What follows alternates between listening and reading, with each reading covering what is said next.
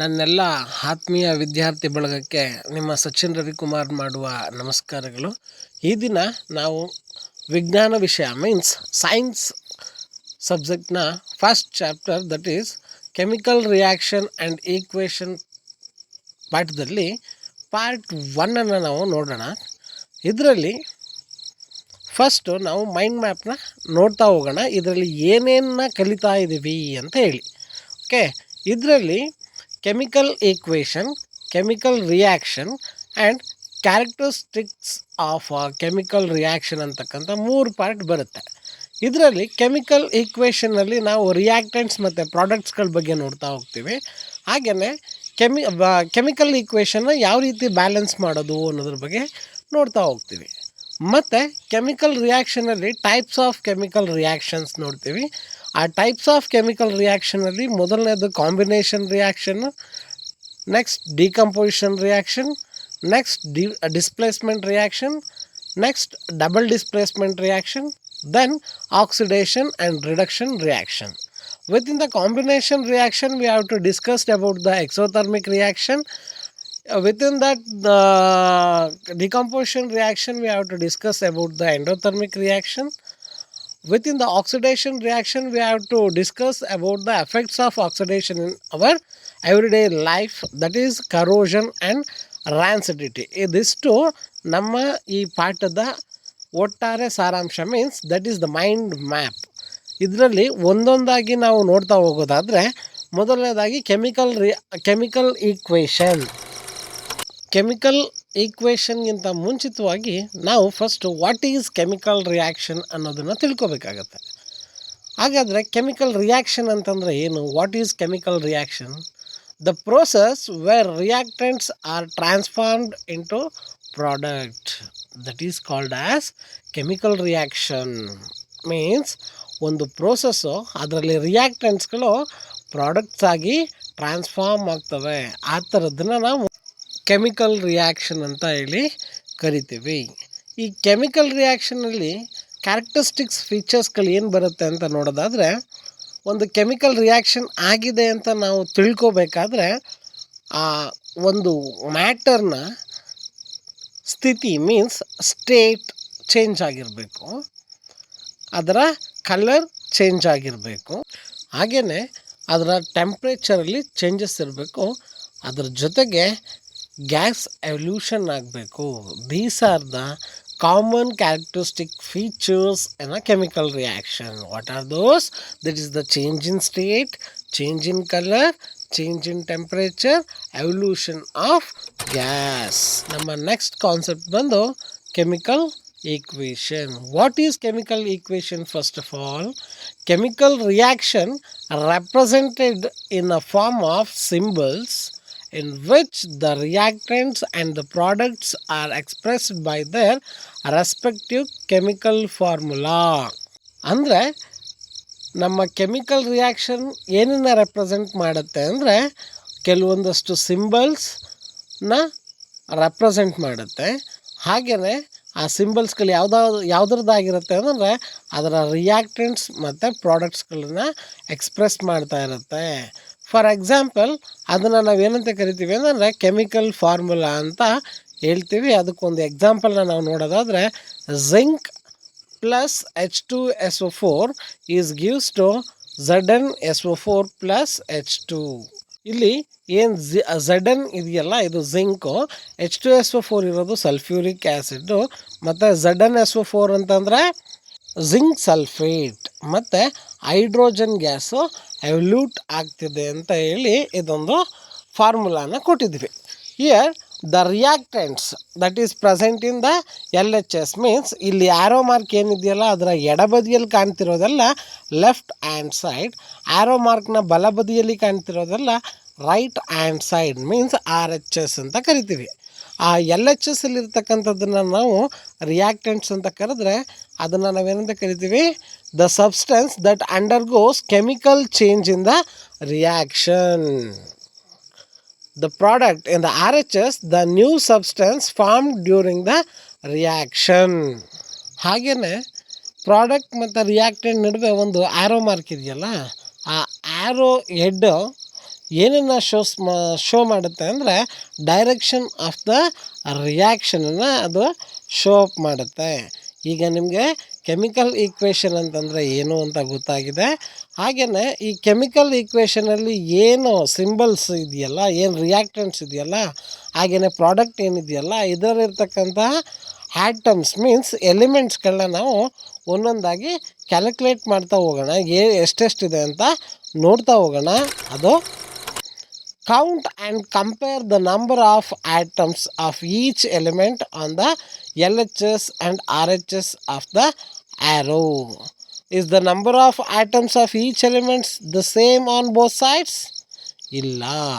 ನಾವು LHS ಮತ್ತು RHS ಅಲ್ಲಿ ಏನು ನಂಬರ್ ಆಫ್ ಆಟಮ್ಸ್ಗಳು ಇದೆಯೋ ಅಷ್ಟೇ ಅದು ಎರಡೂ ಬದಿನಲ್ಲೂ ಕೂಡ ಇದೆಯಾ ಅಂತ ನಾವು ನೋಡಬೇಕು. ಹೌದಾಗಾದರೆ ನಮ್ಮ ಈ ಸ್ಕೆಲಿಟಲ್ ಏನು ನಾವು ಕೊಟ್ಟಿದ್ವಲ್ಲ, ನಾವು ಈ ಹಿಂದೆ ನಮ್ಮ ಸ್ಲೈಡಲ್ಲಿ ಏನು ಕೊಟ್ಟಿದ್ವಿ ಈಕ್ವೇಷನ್, ಅದು ಬ್ಯಾಲೆನ್ಸ್ ಆಗಿದೆಯಾ ಅಥವಾ ಅನ್ಬ್ಯಾಲೆನ್ಸ್ಡ್ ಆಗಿದೆಯಾ ಅಂತ ನೋಡೋದಾದರೆ LHS ಮತ್ತು RHS ಎರಡರಲ್ಲೂ ಕೂಡ ಆಟಮ್ಸ್ಗಳು ಸೇಮ್ ಇರಬೇಕು. ಆಗಿದ್ದರೆ ಆ ಕೆಮಿಕಲ್ ಈಕ್ವೇಷನ್ನು ಬ್ಯಾಲೆನ್ಸ್ ಆಗಿದೆ ಅಂತ ಹೇಳಿ ಅರ್ಥ. ನೋಡಿ, ಇಲ್ಲಿ ZN ಎಷ್ಟಿದೆ? ಒಂದು ಆಟಮ್ ಇದೆ. ಆನ್ ದ ರೈಟ್ ಸೈಡಲ್ಲೂ ಕೂಡ ZN ಒಂದೇ ಇದೆ. ನೆಕ್ಸ್ಟ್ H2 ಇದೆ. ಇಂದು ರೈಟ್ ಸೈಡಲ್ಲೂ ಕೂಡ H2 ಇದೆ. ಹಾಗೆಯೇ ಎಸ್ನ ನೋಡೋದಾದರೆ ಒಂದು ಎಸ್ ಇದೆ, ಈ ಕಡೆ ಕೂಡ ಒಂದು ಎಸ್ ಇದೆ. ಮತ್ತು ಓ ಬಂದು 4 ಇದೆ, ಈ ಕಡೆನೂ ಕೂಡ 4 ಇದೆ. ಹಾಗಾದರೆ LHS ಅಲ್ಲಿರ್ತಕ್ಕಂಥ ಆಟಮ್ಸು RHS ಅಲ್ಲಿರ್ತಕ್ಕಂಥ ಆಟಮ್ಸು ಸಮವಾಗಿದೆ. ಹಾಗಾಗಿ ಈ ಈಕ್ವೇಷನು ಬ್ಯಾಲೆನ್ಸ್ ಆಗಿದೆ. ಹಾಗಿದ್ರೆ ಒಂದು ವೇಳೆ LHS ಮತ್ತು RHS ಅಲ್ಲಿ ಆಟಮ್ಸ್ಗಳು ಡಿಫ್ರೆಂಟ್ ಆಗಿದ್ದರೆ ಆ ಈಕ್ವೇಷನ್ನ ನಾವು ಸ್ಕೆಲಿಟಲ್ ಈಕ್ವೇಷನ್ ಅಂತ ಕರಿತೀವಿ. ಅಲ್ಲಿ ನಾವು ಏನು ಮಾಡಬೇಕಾಗುತ್ತೆ? ಬ್ಯಾಲೆನ್ಸ್ ಮಾಡಬೇಕಾಗುತ್ತೆ. For example Mg + O2 is gives to MgO. ಇಲ್ಲಿ Mg ಒಂದಿದೆ, O ಎರಡಿದೆ. ಹಾಗಾಗಿ ಈ ಈಕ್ವೇಷನ್ ಬ್ಯಾಲೆನ್ಸ್ ಆಗಿಲ್ಲ ಅಂತ ಹೇಳಿ ಗೊತ್ತಾಗ್ತದೆ. ನಮ್ಮ ಪ್ರಕಾರ ಬ್ಯಾಲೆನ್ಸ್ಡ್ ಅಂತಂದರೆ LHS ಮತ್ತು RHS ಅಲ್ಲಿರ್ತಕ್ಕಂಥ ಆಟಮ್ಸ್ಗಳೆರಡೂ ಕೂಡ ಸೇಮ್ ಇರಬೇಕು. ಹಾಗಾದರೆ ಮಾತ್ರ ಆ ಈಕ್ವೇಷನ್ ಏನಾಗಿರುತ್ತೆ? ಬ್ಯಾಲೆನ್ಸ್ ಆಗಿರುತ್ತೆ. ಹಾಗಾದರೆ ಬ್ಯಾಲೆನ್ಸ್ ಈಕ್ವೇಷನ್ ಅಂತಂದರೆ ಏನು? ಬ್ಯಾಲೆನ್ಸ್ಡ್ ಕೆಮಿಕಲ್ ಈಕ್ವೇಷನ್ ಅಂತ ಹೇಳಿದ್ರೆ it is a chemical equation following the law of conservation of mass. ಇದು ಒಂದು ಕೆಮಿಕಲ್ ಈಕ್ವೇಷನ್ ಆಗಿದೆ. ಇದು ಯಾವುದನ್ನ ಲಾನ ಪ್ರೋಸೆಸ್ ಮಾಡುತ್ತೆ ಅಂದರೆ ಕನ್ಸರ್ವೇಷನ್ ಆಫ್ ಮಾಸ್ನ ಲಾವನ್ನು ಹೇಳುತ್ತೆ. According to the conservation of mass in which the number of atoms of each element is the same on both the reactants and product side of the equation. ಅಂತಂದರೆ ನಮ್ಮ reactant ಸೈಡಲ್ಲಿರ್ತಕ್ಕಂಥ ಆಟಮ್ಸ್ಗಳು ಮತ್ತು product ಸೈಡಲ್ಲಿರ್ತಕ್ಕಂಥ ಆಟಮ್ಸ್ಗಳು ಒಂದು ಈಕ್ವೇಷನ್ನಲ್ಲಿ ಯಾವಾಗಲೂ same ಇರಬೇಕು. ಆಗಿದ್ದರೆ ಅದನ್ನು ನಾವೇನಂತ ಕರಿತೀವಿ? Law of conservation of mass ಅಂತ ಹೇಳಿ ಕರಿತೀವಿ. ಹಾಗಾದರೆ ಒಂದು ಈಕ್ವೇಷನ್ನ ಬ್ಯಾಲೆನ್ಸ್ ಮಾಡೋದು ಹೇಗೆ ನೋಡೋಣ. ಅದರಲ್ಲಿ ಫಸ್ಟ್ ಸ್ಟೆಪ್ಪನ್ನು ನೋಡ್ತಾ ಹೋಗೋಣ. Let's proceed with Fe + H2O is gives to Fe3O4 + H2. ಈ ಒಂದು ಸ್ಕೆಲಿಟಲ್ ಈಕ್ವೇಷನನ್ನು ನಾವು ಯಾವ ರೀತಿಯಾಗಿ ಬ್ಯಾಲೆನ್ಸ್ ಮಾಡೋಣ ಅಂತ ನೋಡ್ತಾ ಬರೋಣ ಸ್ಟೆಪ್ ಬೈ ಸ್ಟೆಪ್ಪು.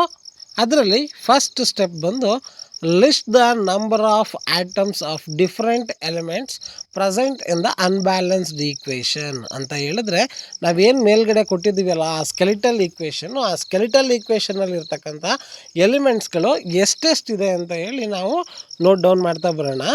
ಅದರಲ್ಲಿರ್ತಕ್ಕಂಥ ಎಲಿಮೆಂಟ್ಸ್ಗಳು ಯಾವ್ಯಾವುದು? Fe, H ಆ್ಯಂಡ್ O ಇದೆ. ಹಾಗೆಯೇ ಆ Feನಲ್ಲಿ LHS ಅಲ್ಲಿ ಎಷ್ಟೆಷ್ಟಿದೆ, RHS ಅಲ್ಲಿ ಎಷ್ಟೆಷ್ಟಿದೆ ಅಂತ ನೋಡ್ತಾ ಬರೋದಾದರೆ Fe LHS ಅಲ್ಲಿ 1 ಇದೆ, ಹಾಗೆಯೇ RHS ಅಲ್ಲಿ 3 ಇದೆ. H ಬಂದು LHS ಅಲ್ಲಿ 2 ಇದೆ, RHS ಅಲ್ಲಿ ಕೂಡ 2 ಇದೆ. ನೆಕ್ಸ್ಟ್ O ಮೀನ್ಸ್ ಆಕ್ಸಿಜನ್ ಬಂದು LHS ಅಲ್ಲಿ 1 ಇದೆ, RHS ಅಲ್ಲಿ 4 ಇದೆ. ಹಾಗಾದರೆ ನಮಗಿಲ್ಲೇ ಗೊತ್ತಾಗ್ತಿದೆ LHS ಮತ್ತು RHS ಅಲ್ಲಿರ್ತಕ್ಕಂಥ ಎಲಿಮೆಂಟ್ಸ್ಗಳು ಡಿಫರ್ ಆಗಿದೆ ಅಂತ ಹೇಳಿ. ಹಾಗಿದ್ರೆ ಅದನ್ನು ಯಾವ ರೀತಿ ಸರಿ ಮಾಡೋದು ಅನ್ನೋದನ್ನು ನೋಡೋಣ step 2ನಲ್ಲಿ. Select the compounds which contains maximum number of atoms. In this case, Fe3O4 followed by the element in that compound which has the maximum number of atoms, in this case oxygen, and equalize the number of atoms without alternating the formula. Means ಇಲ್ಲಿ ಏನಾಗುತ್ತೆ ಅಂದರೆ maximum number of atoms ಇರೋದು ಎಲ್ಲಿ ಆ ಈಕ್ವೇಷನಲ್ಲಿ ಆಕ್ಸಿಜನಲ್ಲಿದೆ. Oxygen ಎಷ್ಟಿದೆ? 4 ಆಟಮನ್ನು ಹೊಂದಿದೆ. ಹಾಗಾಗಿ ನಾವು ಆಕ್ಸಿಜನ್ ಎಲ್ಲಿದೆಯೋ ಅಲ್ಲಿ ನಾವು ಏನು ಮಾಡೋಣ, ಎಲ್ ಎಚ್ ಎಸ್ ಸೈಡಲ್ಲಿ ನಾವು ಆಕ್ಸಿಜನ್ ಇರೋ ಕಡೆ ಏನು ಮಾಡೋಣ, 4 ಅಂತಂದರೆ ಅದರ ಸಂಖ್ಯೆ ನಂಬರನ್ನು ಬರೆಯೋಣ. ಹಾಗಾಗಿ ಆ H2O ಪಕ್ಕದಲ್ಲಿ ಏನು ಮಾಡಿದ್ದೀವಿ, 4ನ ಬರೆದಿದ್ದೀವಿ. ಹಾಗೆ ನೆಕ್ಸ್ಟ್ ಏನು ಮಾಡಬೇಕು ಹಾಗಾದರೆ ಅಂತ ನೋಡೋದಾದರೆ, step 3, pick the atoms of the remaining elements Fe and H one after the other and equalize the number of atoms. ಅಂತಂದರೆ ಇಲ್ಲಿ ನೋಡ್ತಾ ಇರ್ಬೋದು, atoms of the elements balanced H. ಇಲ್ಲಿ ನೋಡಿ, ಈಗ 4H2O ಏನಿದೆಯಲ್ಲ ಅದು ಎಷ್ಟಾಗ್ತಿದೆ, H ಬಂದು 8 ಆಗ್ತಿದೆ, O ಬಂದು 4 ಆಗ್ತಿದೆ. ಇಂದ RHS ಸೈಡಲ್ಲಿ ನಾವು ನೋಡೋದಾದರೆ O ಬಂದು ಆಲ್ರೆಡಿ 4 ಆಗಿದೆ ಮತ್ತು H ಬಂದು 8 ಇದೆ. ನೆಕ್ಸ್ಟ್ ನಾವು ನೋಡೋದಾದರೆ ಈಗ ಯಾವುದನ್ನು ಚೇಂಜ್ ಮಾಡಬೇಕಾಗಿರೋದು, Feನ ಚೇಂಜ್ ಮಾಡಬೇಕಾಗಿರೋದು. ಹಾಗಾದರೆ ಎಷ್ಟು Fe ಬೇಕು ನಮಗೆ? 3 Fe ಬೇಕು. ಹಾಗಾಗಿ Fe ಜಾಗದಲ್ಲಿ LHS ಸೈಡಲ್ಲಿ Fe ಜಾಗದಲ್ಲಿ ನಾವೇನು ಮಾಡ್ತೀವಿ, 3ನ್ನ ಹಾಕ್ತಾಯಿದ್ದೀವಿ. ಆಗ 3Fe + 4H2O is gives to Fe3O4 4H2 ಆಗಿದೆ. ಇಲ್ಲಿ ನಾವು ನೋಡೋದಾದರೆ ಕೌಂಟ್ ಮಾಡೋಣ. ಸ್ಟೆಪ್ 4ಅಲ್ಲಿ count the atoms of each elements on both side of the equation to check the correction. ಈಗ ನೋಡಿ, 3Fe + 4H2O is gives to Fe3O4 + 4H2. ಈ equation ಏನಾಗಿದೆ, ಬ್ಯಾಲೆನ್ಸ್ಡ್ ಆಗಿದೆ ಅಂತ ನಾವು ಹೇಳ್ಬೋದು. ಯಾವ ರೀತಿ ಹೇಳ್ತಾ ಇದ್ದೀವಿ ಅಲ್ಲಿ ನೋಡೋದಾದರೆ, ನಾವು Fe ಈಗ ಮತ್ತೆ ನಾವು ನಂಬರ್ ಆಫ್ ಆಟಮ್ಸ್ಗಳನ್ನ ನಾವು ನೋಡೋದಾದರೆ Fe ಎಷ್ಟಿದೆ, RHS ಅಲ್ಲಿ ಬಂದು 3 ಇದೆ, ಹಾಗೆಯೇ LHS ಅಲ್ಲಿ ಕೂಡ ಬಂದು 3 ಇದೆ. ನೆಕ್ಸ್ಟ್ 4H2O, ಇಲ್ಲಿ H ಬಂದು LHS ಅಲ್ಲಿ 8 ಇದೆ, ಹಾಗೆಯೇ RHS ಅಲ್ಲಿ ಕೂಡ H ಬಂದು 8 ಇದೆ. O ಬಂದು 4 ಇದೆ ಮತ್ತು RHS ಅಲ್ಲಿ ಕೂಡ O ಬಂದು 4 ಇದೆ. ಹಾಗಾಗಿ ಈ ಈಕ್ವೇಷನ್ ಏನಾಗಿದೆ, ಬ್ಯಾಲೆನ್ಸ್ಡ್ ಈಕ್ವೇಷನ್ ಆಗಿದೆ. ಇದು ಅರ್ಥ ಆಯಿತು ಅಂತ ನಾನು ಅಂದ್ಕೊಂಡಿದ್ದೀನಿ. ಹಾಗಾದರೆ ನೆಕ್ಸ್ಟ್ ಸ್ಟೆಪ್ 5ನಲ್ಲಿ ಕೂಡ ನಾವೇನು ಮಾಡಬೇಕಾಗುತ್ತೆ, mention the physical state of the reactants and the product along with their chemical formula. For gaseous G ಕೊಡಬೇಕು, ಲಿಕ್ವಿಡ್ ಆದರೆ L ಕೊಡಬೇಕು, ಎಕ್ವೇಶ್ ಆದರೆ AQ ಕೊಡಬೇಕು, ಆ್ಯಂಡ್ ಸಾಲಿಡ್ ಆದರೆ S ಕೊಡಬೇಕು. ಇಲ್ಲಿ ಫರ್ರಸ್ ಮೀನ್ಸ್ Fe ಸಾಲಿಡ್ ಆಗಿರುತ್ತೆ, H2O ಗ್ಯಾಶಿಯಸ್ ಸ್ಟೇಟಲ್ಲಿ ಇರುತ್ತೆ, Fe3O4 ಬಂದು ಸಾಲಿಡ್ ಸ್ಟೇಟಲ್ಲಿ ಸಿಗುತ್ತೆ, ಮತ್ತು H2 ಬಂದು ಏನಾಗಿರುತ್ತೆ, ಗ್ಯಾಶಿಯಸ್ ಸ್ಟೇಟಲ್ಲಿರುತ್ತೆ. ಹಾಗಾಗಿ ಇದಿಷ್ಟೂ ಕೂಡ ಒಂದು ಬ್ಯಾಲೆನ್ಸ್ಡ್ ಈಕ್ವೇಷನ್, ಒಂದು ಈಕ್ವೇಷನನ್ನು ಬ್ಯಾಲೆನ್ಸ್ ಮಾಡೋದಕ್ಕೆ ಒಂದು 5 ಸ್ಟೆಪ್ಗಳನ್ನ ಕೊಟ್ಟಿದ್ದಾರೆ. ಹಂತವಾಗಿ 5 ಸ್ಟೆಪ್ಗಳನ್ನ ಫಾಲೋ ಅಪ್ ಮಾಡೋದ್ರ ಮೂಲಕ ನಾವೇನು ಮಾಡ್ಬೋದು, ಒಂದು ಸ್ಕೆಲಿಟಲ್ ಈಕ್ವೇಷನ್ನ ಒಂದು ಬ್ಯಾಲೆನ್ಸ್ಡ್ ಈಕ್ವೇಷನ್ ಆಗಿ ಮಾಡಬಹುದು. ಅರ್ಥ ಆಗಿದೆ ಅಂತ ನಾನು ಭಾವಿಸ್ತೀನಿ.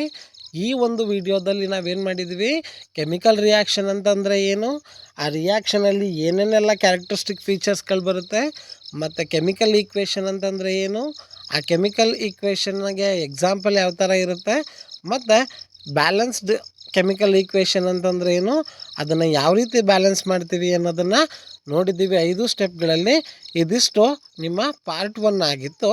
ಇನ್ನು ಉಳಿದಂಥ ಭಾಗ ಬಂದು ಟೈಪ್ಸ್ ಆಫ್ ಕೆಮಿಕಲ್ ರಿಯಾಕ್ಷನ್ಸ್, ಅದು ಬಂದು ಪಾರ್ಟ್ 2ನಲ್ಲಿ ನಾನು ನಿಮಗೆ ಹೇಳ್ಕೊಡ್ತೇನೆ.